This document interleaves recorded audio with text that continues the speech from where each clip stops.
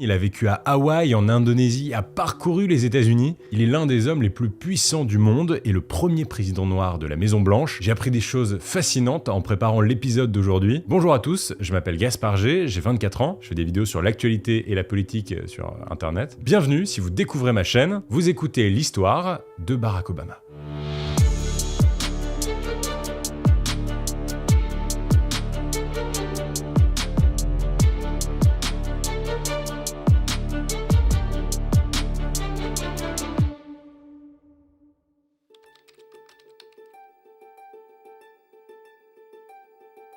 L'histoire de Barack Hussein Obama commence le 4 août 1961 à Honolulu, dans l'état d'Hawaï, aux États-Unis. Anne Dunham, sa mère, est née dans le Kansas. Son père, Barack Obama Sr., est originaire du Kenya. Depuis quelques mois, le couple d'étudiants fait beaucoup parler de lui sur la petite île de Maui, où ils se sont rencontrés. Le problème, c'est que elle est blanche, et lui est noir. En effet, nous sommes dans une autre époque, au début des années 60, les couples mixtes, c'est-à-dire composés d'une personne blanche et d'une autre personne noire, sont très rares aux États-Unis. Mais les jeunes tourtereaux sont sûrs d'eux, ils veulent se marier. Madeleine, la mère d'Anne, donc la grand-mère de Barack Obama, est très opposée à l'idée, d'autant plus que des bruits circulent sur l'île. Barack Obama Sr. a une autre vie au Kenya, où il aurait déjà 2 enfants. Mais Madeleine n'a pas le choix, Anne est enceinte. Le jeune couple se marie en vitesse, puis direction la capitale, Honolulu, pour accoucher. Félicitations, c'est un petit garçon, et c'est décidé, il portera le même prénom que son père, Barack. Tout s'annonce assez paisible pour la petite famille, mais assez vite, un événement vient bouleverser leur routine. Barack Obama père est reçu à la prestigieuse université d'Harvard, dans le Massachusetts, pour étudier l'économie. Et Harvard, ça ne se refuse pas. Le petit Barack a 2 ans et ses parents se séparent. Avant de partir, son père assure qu'il reviendra, mais il ne tiendra jamais sa promesse. En fait, Barack comprendra plus tard que son père a refait sa vie au Kenya et qu'il a eu de nombreux autres enfants. Le jeune Barack ne reverra en vérité son père qu'une seule fois, furtivement, à 10 ans. C'est tout.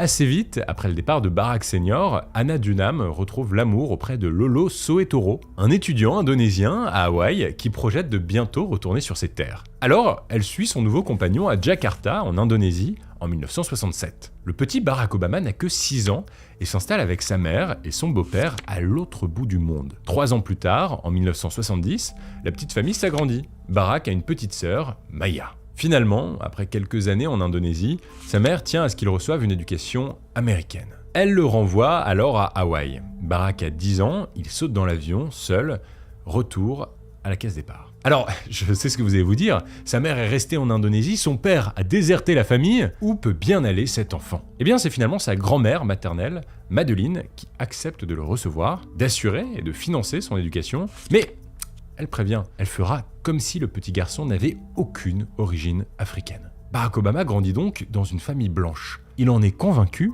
il est un petit blanc à la peau noire. Dans sa classe, on le surnomme Barry Obama. En fait, pendant son enfance, Barack Obama a du mal à trouver son identité. Les conflits ethniques sont très prononcés dans l'Amérique des années 70. Obama grandit dans une famille blanche qu'il aime, mais au sein de laquelle existe une certaine forme de défiance à l'égard de la communauté noire. En même temps, alors qu'il est scolarisé dans une école privée, fréquentée principalement par une élite blanche, le jeune Barack sent que certains de ses camarades noirs, eux aussi, ne sont pas traités comme les autres. Il s'interroge. Alors, sa mère intervient. Il ne faut pas que Barack soit coupé de son histoire personnelle. Il doit grandir en connaissance de ses origines.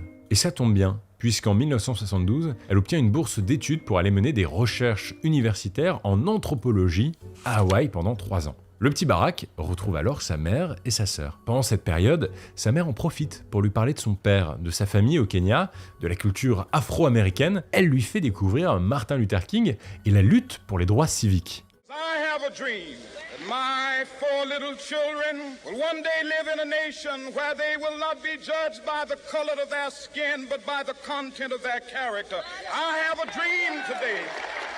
En 1975, sa mère et sa sœur doivent rentrer à Jakarta, mais Barack décide de rester avec ses grands-parents pour finir son lycée à Hawaï. À 18 ans, Barack Obama veut découvrir le monde, voler de ses propres ailes. Il quitte le nid familial d'Hawaï, direction la Californie. Nous sommes en 1979 et Obama débarque sur la côte ouest américaine. Il intègre l'Occidental College de Los Angeles, un établissement prestigieux de la ville. Assez vite, on remarque que ce nouvel arrivant a quelque chose en plus. Il est naturellement cool. Il est beau et il se laisse volontiers prendre en photo. En somme, Barack Obama devient le mec stylé de sa fac. Il est fêtard, curieux, hyper ouvert et il fait du basket. Dans la bande d'Obama, c'est sexe, drogue et rock'n'roll. On raconte que la cocaïne est une monnaie courante dans cette bande de copains. Au début de ses études, Barack continue à se faire appeler Barry Obama, mais progressivement, il a envie de se séparer de ce surnom.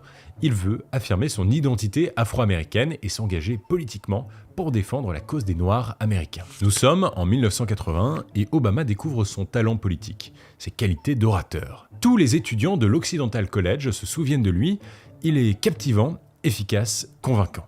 Ça y est, 1981, Obama vient de passer 2 ans en Californie, où il s'est fait une petite réputation. Mais il a envie d'un nouveau départ. Il est admis à l'université de Columbia, à New York, pour étudier les sciences politiques et les relations internationales. En arrivant là-bas, le jeune loup s'installe en coloc avec un pote. Les 2 copains vivent dans un appartement vétuste, sans chauffage, avec une électricité bancale tout près du quartier de Harlem, qui est le ghetto noir de New York, où ils s'aventurent de temps en temps. Et pour ceux qui ne savent pas, un ghetto, c'est un quartier dans lequel une communauté désignée vit à l'écart des autres. Les inégalités sociales de l'Est américain lui sautent aux yeux.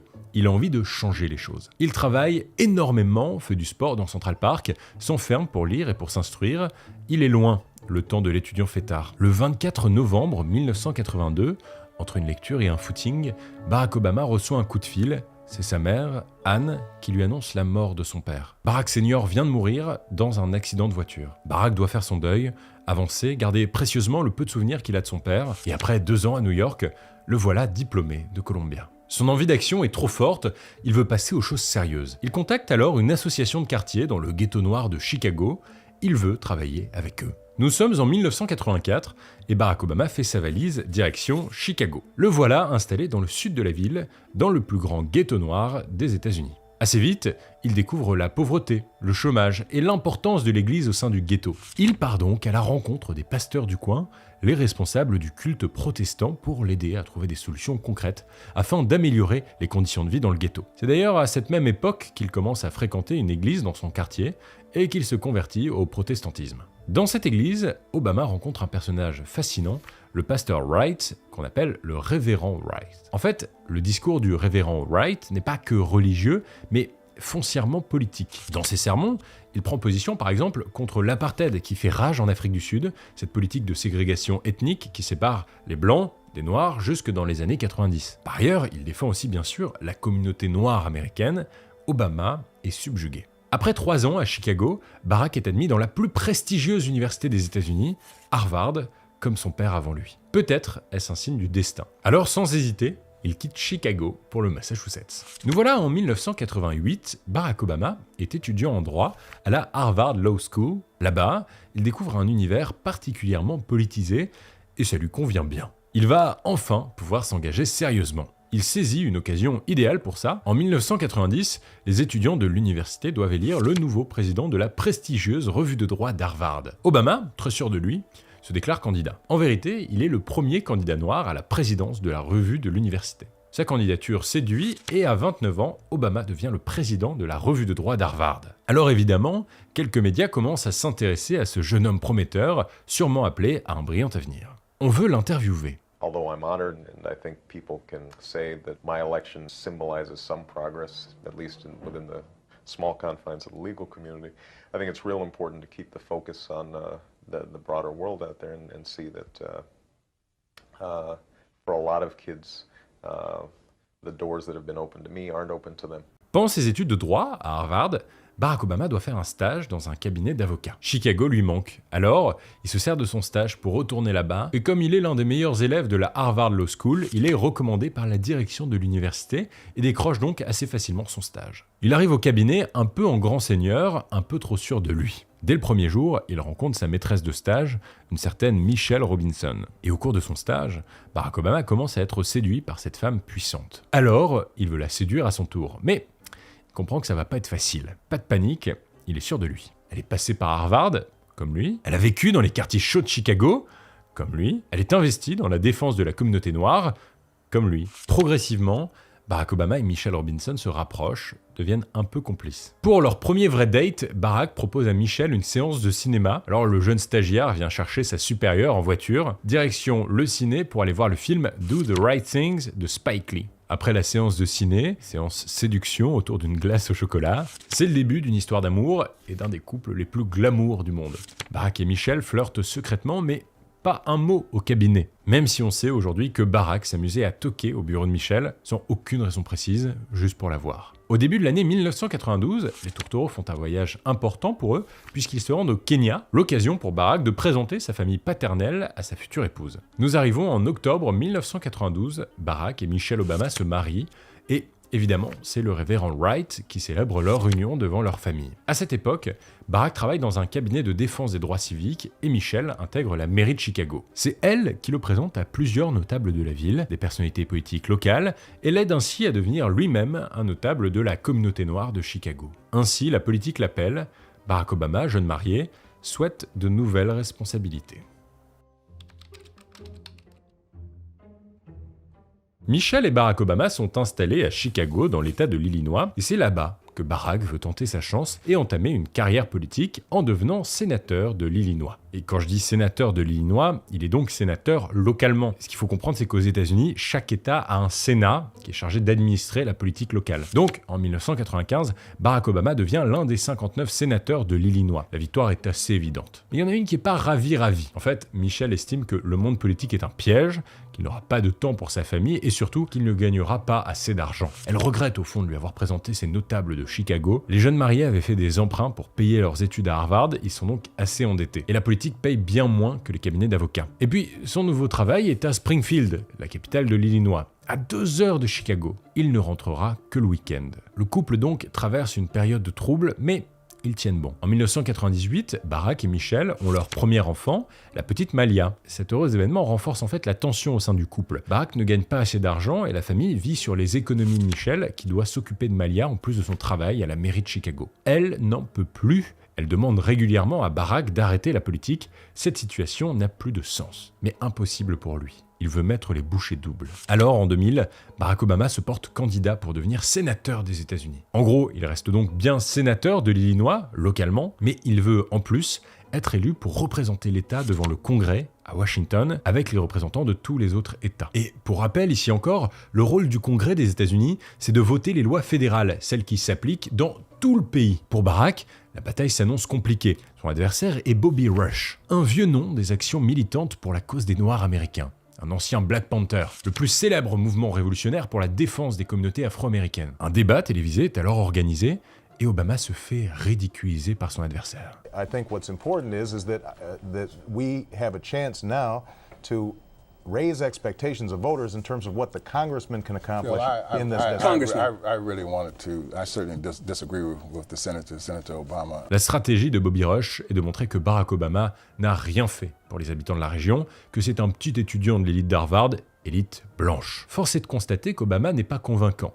Il perd donc l'élection. Et de toute façon, il va devoir arrêter la politique, parce que Michelle ne veut plus qu'il en fasse. Il ne gagne pas assez d'argent. Et puis, la situation est encore plus complexe, parce que depuis, il y a eu la naissance de la petite dernière, leur deuxième fille, Sacha, née en 2001. Et, vous l'avez donc compris, malgré cette défaite politique à l'échelle du pays, Barack Obama reste quand même sénateur de l'Illinois. De toute façon, il doit aller au bout de son mandat local. Mais bon, c'est noté, il n'ira pas à Washington.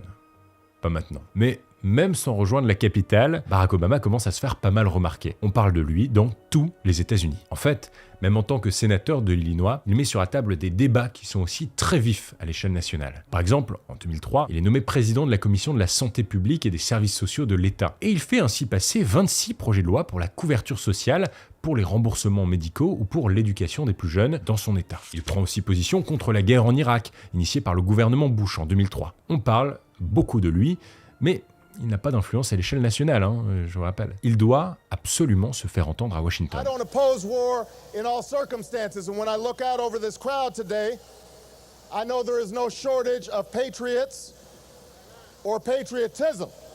What I do oppose is a dumb war. Et ça tombe bien, puisqu'à la fin de l'année 2003, on lui indique qu'un nouveau poste se libère au Congrès. Son ambition le rattrape, cette fois, il en est sûr, ça sera la bonne. Il promet à Michelle, si ça marche pas, j'arrête la politique. Et cette fois-ci, Michelle le soutient dans son rêve et lui propose de l'aider pour sa campagne. Petit à petit, Michelle Obama commence à aimer le jeu politique et maîtrise tous les sujets. Elle prépare son mari et devient essentielle à la bonne image publique de Barack. En 2004, Obama est donc en campagne, une nouvelle fois, pour devenir sénateur au Congrès des États-Unis, et il prépare un discours très important, celui de l'ouverture de la Convention des démocrates à Boston, pour soutenir la candidature du démocrate John Kerry pour les élections présidentielles de 2004 face à George Bush. Ce discours, il l'a écrit avec l'aide de Michel et l'a appelé « The Audacity of Hope ». Comprenez ?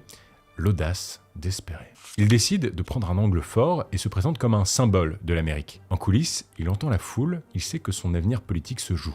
My father got a scholarship to study in a magical place, America, that shone as a beacon of freedom and opportunity to so many who had come before.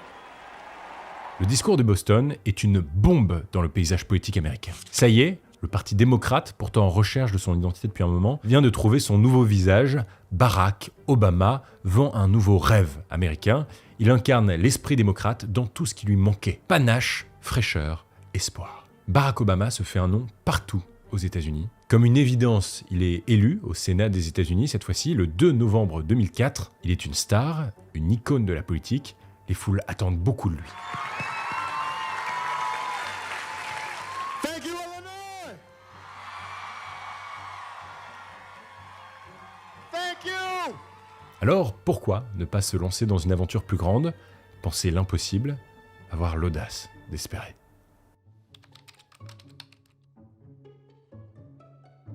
Le 10 février 2007, Barack Obama annonce sa candidature à la primaire démocrate pour être le candidat du parti à l'élection présidentielle de 2008. And that is why, in the shadow of the old state capitol, where Lincoln once called on a house divided to stand together, where common hopes and common dreams still live, I stand before you today to announce my candidacy for President of the United States of America. Sa concurrente, pour représenter le parti, n'est autre que Hillary Clinton, l'épouse de l'ancien président Bill Clinton. Tout semble déjà joué, Obama n'a aucune chance. Hillary Clinton, l'ancienne première dame des États-Unis, est persuadée qu'elle installera bientôt ses cartons dans le bureau ovale de la Maison-Blanche. Mais voilà. Au fil des semaines, le jeune sénateur de l'Illinois est en train de renverser les courbes. Il est charismatique, il séduit les foules, les sondages s'affolent. Le 8 janvier 2008, il prononce un discours teinté d'espoir, le célèbre « Yes, we can ». For when we have faced down impossible odds, when we've been told we're not ready, or that we shouldn't try, or that we can't, generations of Americans have responded with a simple creed that sums up the spirit of a people. Yes, we can. Yes, we can. Yes, we can. Yes, we can. Le monde entier scrute ce nouvel horizon, c'est le début de l'Obamania. La compétition est rude et Hillary Clinton doit se rendre à l'évidence. À la fin du mois d'août 2008, elle se range derrière la candidature d'Obama pour l'élection présidentielle. Que vous ayez voté pour moi ou pour Barack, l'heure est à l'unité, un seul parti avec un seul objectif. Nous y sommes, 28 août 2008, le jour du 45e anniversaire du discours « I have a dream » de Martin Luther King. Barack Obama est investi par le Parti démocrate pour devenir LE candidat à l'élection présidentielle. Les hostilités peuvent commencer, la course est lancée. Barack Obama doit maintenant mener campagne face au candidat républicain John McCain, un proche du président George W. Bush, connu pour être un républicain modéré. Modéré à l'américaine, puisqu'il est quand même opposé au droit à l'avortement et défend une Amérique militaire. Barack Obama doit assurer, et pour ça il a un allié tout trouvé, un certain Joe Biden. Les deux hommes sont amis depuis longtemps, ils travaillaient ensemble au Sénat. Barack Obama l'annonce, Joe Biden sera son colistier. C'est-à-dire que si Obama l'emporte, Joe Biden sera nommé vice-président des États-Unis. Son autre allié dans cette course, c'est évidemment Michel, qui compte bien l'aider à conquérir le cœur du peuple américain. La bataille s'annonce complexe. Surtout que côté Obama, c'est la première campagne d'une telle envergure. Il est nouveau à l'échelle nationale. Alors, ça tâtonne un peu et le clan Obama fait des erreurs fatales. Par exemple, le 18 février 2008, Michelle Obama se rend à Madison, dans le Wisconsin, pour convaincre les électeurs de voter pour son mari. Et ce jour-là,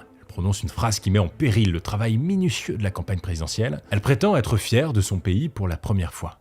Hope is making a comeback. It is making a comeback, and let me tell you something.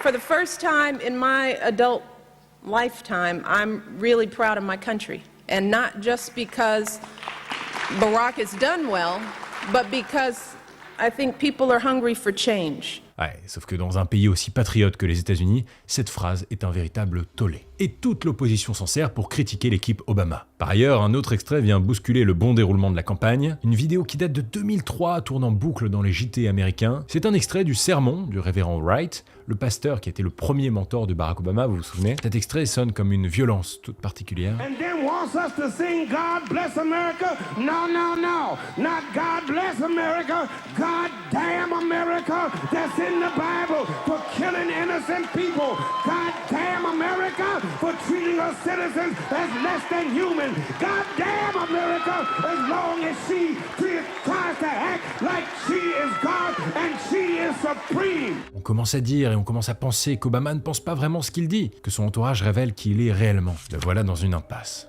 Obama doit prendre position car McCain commence à monter dans les sondages. Et c'est délicat parce que s'il condamne ce que dit sa femme et le révérend Wright, il risque un conflit avec la communauté noire américaine. Mais s'il approuve, il perd son image de rassembleur. Alors Obama trouve une troisième solution.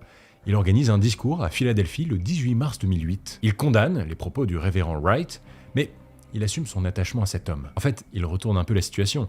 Il assume sa double culture et demande à l'Amérique de se mettre face à ses propres contradictions. I can no more disown him than I can disown the black community. I can no more disown him than I can disown my white grandmother, a woman who helped raise me, a woman who sacrificed again and again for me, a woman who loves me as much as she loves anything in this world, but a woman who once confessed her fear of black men who passed her by on the street, and who on more than one occasion has uttered racial or ethnic stereotypes that made me cringe. These people are part of me, and they are part of America, this country that I love. Une nouvelle fois, il fédère. Fin de la polémique. Ça y est, l'éternel constat revient, Barack Obama incarne parfaitement le consensus américain. Il est soutenu par une grande partie des stars américaines, et même partout dans le monde, il devient le symbole de l'Amérique ouverte et progressiste. En fait, il parvient même à séduire des électeurs républicains, ceux qu'on va appeler les Obamakans. En octobre 2008, à l'occasion d'un débat face à McCain, Obama fait une promesse. Nous tuerons Ben Laden, nous tuerons Al-Qaïda. Cette promesse retentit dans le cœur de tous les citoyens américains, encore meurtris par les attentats du 11 septembre 2001. Résultat de ce travail, plus de 60% de participation à l'élection américaine, un record depuis les années 60. Le 4 novembre 2008, Barack Obama est officiellement élu en battant John McCain. Barack Obama devient le 44e président des États-Unis et le premier président noir de toute l'histoire américaine. L'accession de Barack Obama au poste suprême sonne comme un symbole d'évolution des mentalités dans une Amérique qui a connu pendant longtemps des mécanismes de ségrégation. Le soir de son élection, une atmosphère particulière règne dans Washington et le couple Obama séduit beaucoup. Un couple iconique occupe désormais la Maison-Blanche. Le 20 janvier 2009, il prête serment à Washington, au Capitole, devant une foule estimée à 2 millions de personnes. I, Barack Hussein Obama, do solemnly swear that I will execute the office of President to the United States faithfully. That I will execute faithfully the office of President of the United States. President of the United States faithfully. And will, to the best of my ability. And will, to the best of my ability. Preserve, protect, and defend the Constitution of the United States. Preserve, protect, and defend the Constitution of the United States. So help you God. So help me God. Congratulations, Mr. President. Une fois installé à la Maison-Blanche, après quelques jours de frénésie, le couple Obama remet bien vite les pieds sur terre. Leur priorité, que Malia et Sacha aient une éducation normale, aillent à l'école, et une vie de famille, fassent leur lit. À la Maison-Blanche, sous Obama, on prend les petits-déj en famille. Le président normal, quoi. Et pour l'anecdote, une des premières choses que demande Obama une fois élu, c'est la construction du terrain de basket à la Maison-Blanche. Le premier mandat de Barack Obama est évidemment marqué par la crise de 2008. Alors le nouveau président américain imagine un plan de relance et de protection sociale. 31 millions de foyers américains vont enfin pouvoir bénéficier d'une couverture sociale. C'est ce qu'on appelle l'Obamacare, une loi votée en 2010, permettant à presque tous les citoyens américains d'avoir une couverture sociale minimale. Certains qualifient ce début de mandat comme l'action du XXIe siècle pour les droits civiques. Barack Obama séduit beaucoup d'Américains, mais une partie des citoyens est conservatrice et ultra-libérale. Pour eux, l'Obamacare, c'est du communisme. Donc Obama commence à être critiqué publiquement pour ses travaux. Par ailleurs, il ordonne le retrait progressif des troupes américaines d'Irak qui avaient été envoyées par son prédécesseur George W. Bush. En 2009, à l'occasion d'un discours à l'université du Caire, il affiche son désir de réconcilier l'Amérique avec le monde arabo-musulman en commençant son discours par un « Salam alaikum ». I'm grateful for your hospitality and the hospitality of the people of Egypt. And I'm also proud to carry with me the goodwill of the American people and a greeting of peace from Muslim communities in my country. Assalamu alaikum. Obama se veut symbole de la paix et de la tranquillité, et c'est notamment pour ça qu'il fait aussi un pas en arrière sur la politique d'armement nucléaire de Bush. Ce rapport à l'équilibre lui vaut d'être prix Nobel de la paix en octobre 2009. Et avec tout ça, les républicains conservateurs les plus farouches se liguent contre lui. À l'occasion des élections de mi-mandat de 2010, les démocrates perdent leur majorité à la Chambre des représentants. Obama doit donc gouverner dans une cohabitation. À la fin de son mandat, alors que l'atmosphère politique est tendue dans le pays, Obama dirige une opération militaire qui lui permet de fédérer tous les Américains autour d'une cause commune. Le 2 mai 2011, les forces spéciales américaines tuent Oussama Ben Laden. La promesse a été tenue. Pour beaucoup d'Américains, c'est une victoire. Obama lui-même déclare que justice a été rendue. Tonight, I can report to the American people and to the world that the United States has conducted an operation that killed Osama bin Laden, the leader of Al-Qaeda, and a terrorist who's responsible for the murder of thousands of innocent men, women, and children. Après ce premier mandat en tant que président des États-Unis, Barack Obama se porte candidat pour un deuxième mandat. Il mène alors campagne face au candidat républicain désigné, Mitt Romney. La période d'affrontement est ponctuée de 4 débats télévisés et assez rapidement, Barack Obama prend le dessus. Ainsi, malgré les polémiques autour de son premier mandat, il est réélu le 6 novembre 2012. C'est reparti pour 4 ans.